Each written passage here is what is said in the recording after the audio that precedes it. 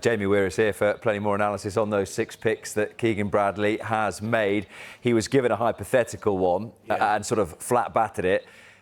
You can answer it instead. If Keegan Bradley wasn't picking the team, would Keegan Bradley be in it? 100%, in my opinion. I'm still sort of slightly picking my jaw up off the floor because I think that shocked us all. All the intel was that he was going to pick himself. Statistically, over the last 3 months, 6 months, 12 months, 24 months, he has been one of the 12 best American golfers.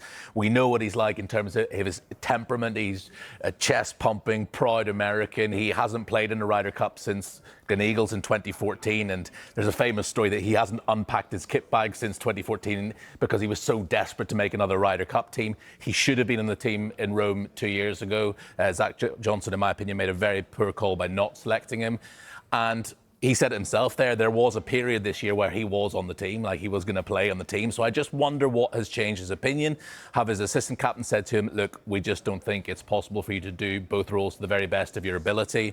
We heard him say how it's breaking his heart to have to make this call. And I'm playing a slight amateur psychologist here, but just sort of looking at his body language, I'm almost reading between the lines and thinking he would love to have picked himself. But we kept hearing that phrase repeated, doing what's best for the team, doing what's best for the team.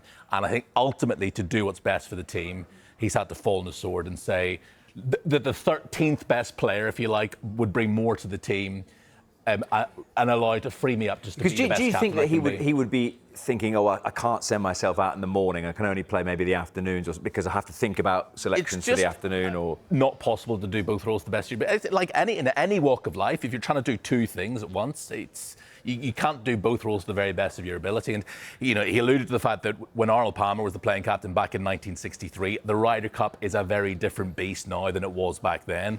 And how can you possibly keep abreast of how all your players are getting on if you're out in the course yourself? Not even if you're out in the course yourself, but if you're trying to mentally get prepared to go out in the course, if you're heading to the range to warm up, if you're trying to get your mind in the right place to go out there and try to beat Tommy Fleetwood and Rory McIlroy in 4 balls, how can you do that when you're thinking, oh, hang on, plan A didn't work this morning, I need to revert to plan B. How did he get on this morning? Is he going to go out this afternoon? Getting your pairings in on time.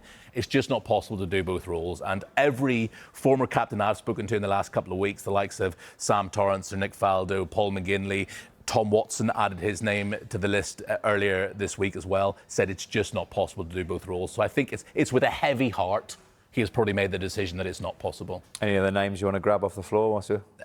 I'm not saying that I've got them on speed dial. No, I can tell you have not got them on speed dial. Let's talk about some of the others then. No surprise about Thomas Morikawa or Cantlay. Sam Burns played a couple of years ago. So let's talk about the 2 rookies. What will Ben Griffin and Cam Young give America? Ben Griffin has stepped up to the plate this year and shown that he's a world-class player. He's won twice in the PGA Tour. One of those wins was in the Zurich Classic of New Orleans, which is the team event. So it shows that he's an easy man to pair. Gritty, nuggety, you know, great, the kind of mentality you want in a Ryder Cup.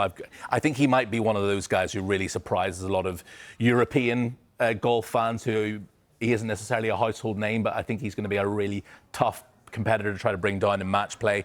And Cam Young, for me, was a no-brainer because he makes a ton of birdies. He hits the ball a country mile.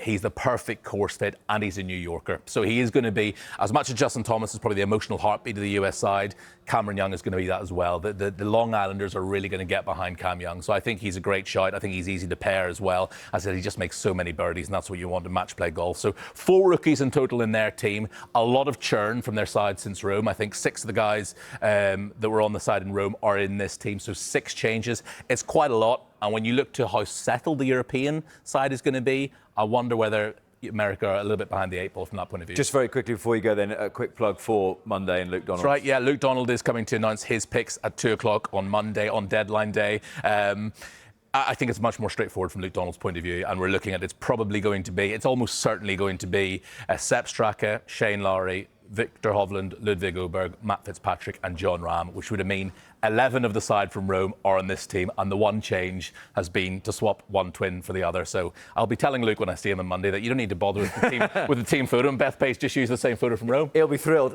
Jamie, thank you very much. And Beth Page, you can see all 3 days of that Ryder Cup live on Sky Sports Golf, September the 26th.